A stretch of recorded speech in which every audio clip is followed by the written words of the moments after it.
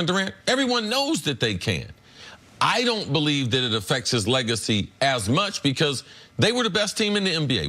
We wanted to punt on this season. We started the season like, hey, let's get over to next season. Let's get to free agency. So we thought they were going to win. So now they have to win 2 series without him. Look at the matchups. Look who they beat. They beat Portland. Now they beat Toronto.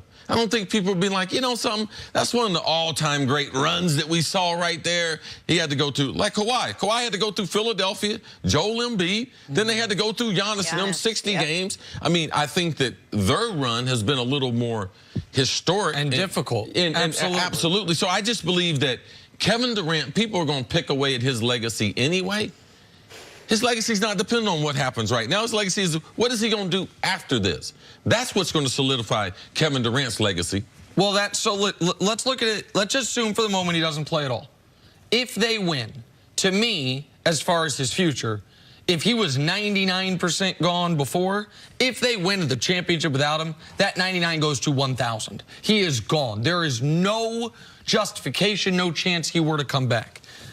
And in my mind, if they win this championship and he doesn't play, his legacy takes what I would call a temporary hit. And that temporary only becomes permanent if he never wins another title. If they win this title without him, then those little kind of fuzzy asterisks some have placed next to the previous 2 titles, everyone places those next to him, or most everyone, but he can erase them. He's a little magic eraser if he goes and wins a title at his next stop. To me, the more interesting dynamic is, assuming he doesn't play, if they lose. Because now all of a sudden, everything is back in play. If they lose without him, those little fuzzy asterisks from the previous 2 years are gone. The difference was you won with him. The last time you were in the finals without him, you lost. The next time you were in the finals without him, you lost. The 2 that you had him, he won MVP and beat LeBron. And then, to me, the more dangerous part is if they lose without him, the door creaks open to him staying. The door creaks open to him saying, well, wait a minute now. Or it justifies his saying that you guys aren't what you thought you were without him. Right. Depending on how he's thinking. But to me, it is all signs are pointing to him going to New York. But if the Warriors get blitzed by Toronto and lose, and all the commentary is, you know what would have changed the series? If 35 was out there. And then you know what I'm going to say? You've been yapping for 2 weeks telling me, oh, man, I got all these stats. They're better without them. Okay, hold on. They're better. That's exactly what I'm going to say. Okay, that's fine, but that's also, we're not there yet. So let's just wait. Let's just wait a moment. The point is, for KD, one of the reasons that myself and others in the media, no one has come out and said, Kevin Durant is going to New York. Everyone has couched it just 1% because wild things happen.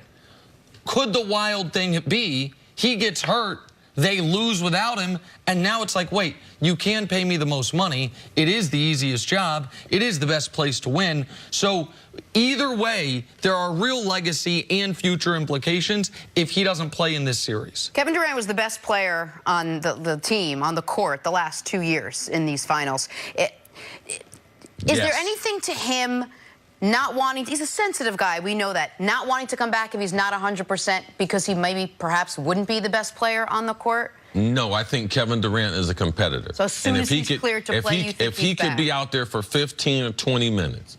I had an NBA executive tell me one of the reasons why they want to go after KD, because he's a gym rat. They believe he's going to play in the NBA till he gets 40.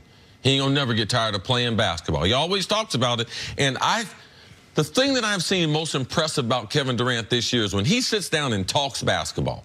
It's amazing, his basketball mind. So, no, he's a gym rat, loves the game of basketball. If he can get out there and spot up, sit in the corner, and shoot just jump shots from the corner, he would do that. That's the type of basketball player Kevin Durant is. Kevin Durant will fight to get back on the court. There is no question in my mind whatsoever. I've obviously been, of everyone on the show, the most critical of Kevin Durant. Yeah, make sure, Kevin, you get that. Okay, so leave me in general alone. I will own that.